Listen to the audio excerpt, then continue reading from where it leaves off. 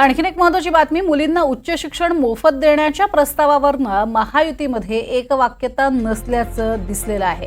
कारण या प्रस्तावाला मुख्यमंत्री एकनाथ शिंदे, उपमुख्यमंत्री देवेंद्र फडणवीस आणि मंत्री चंद्रकांत पाटील यांनी मंजुरी दिली आहे। मात्र मंत्रिमंडळ बैठकीत वित्तमंत्री अजित पवार यांनी या प्रस्तावाला रेड सिग्नल दाखवलाय, अशी माहिती एनडीटीव्ही मराठीला सूत्रांनी दिली आहे। प्राथमिक चर्चेमध्ये तुर्तास मुलींना मोफत शिक्षणाच्या प्रस्तावाला मंजुरी देण्यास अजित पवारांनी नकार दिलाय।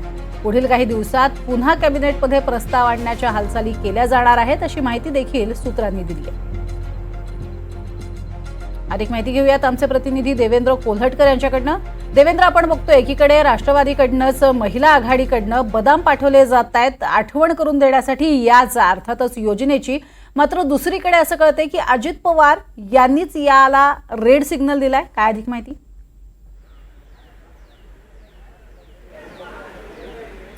प्रज्ञा, साधारण 3 ते 3.5 महिन्यापूर्वी उच्च व तंत्र शिक्षण मंत्री चंद्रकांत पाटील यांनी अशा पद्धतीची घोषणा केली होती की मुलींना जवळपास जे 642 कोर्स आहेत त्याचं उच्च शिक्षण जे आहे ते मोफत दिलं जाईल, अशा पद्धतीची घोषणा केली होती। मात्र त्यानंतर अनेक महिने उलटून गेले तरी देखील हे लागू झालं नव्हतं, याचा GR निघाला नव्हता। त्यामुळे स्वाभाविक आहे त्यांच्यावरती टीकास्त्र देखील सोडलं जात होतं। विविध ज्या राजकीय संघटना आहेत किंवा विद्यार्थी संघटना आहेत त्यांच्याकडून या मागणी केल्या जात होत्या आणि या सगळ्यामुळे काल जे काही पावसाळी अधिवेशन आहे त्यापूर्वीची जी बैठक होती त्यामध्ये चंद्रकांत पाटील यांच्यामार्फत हा प्रस्ताव जो आहे तो अजितदादा यांच्यासमोर मांडण्यात आला होता। मात्र अजित पवार यांनी त्यावरती रेड सिग्नल दिलेला आहे। अद्याप प्रकारे कुठल्याही प्रकारची मंजुरी जी आहे ती देण्यात आलेली नाही आहे। स्वाभाविक आहे कुठेतरी महायुतीमध्ये विसंवाद असल्याचं यावरून दिसून येत आहे। जी माहिती समोर येते त्यानुसार कुठेतरी भाजपला या सगळ्याचं श्रेय मिळू नये असं बोललं जात आहे, त्यामुळेच हा कालचा प्रकार घडल्याचं सांगण्यात येते।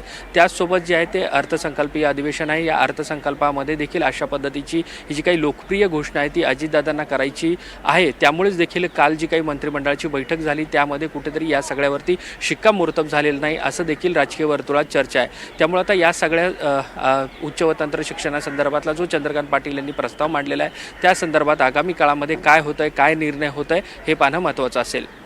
नक्कीच, आणि या संदर्भातले अपडेट घेऊ। देवेंद्र तुर्तास धन्यवाद या संपूर्ण माहितीसाठी।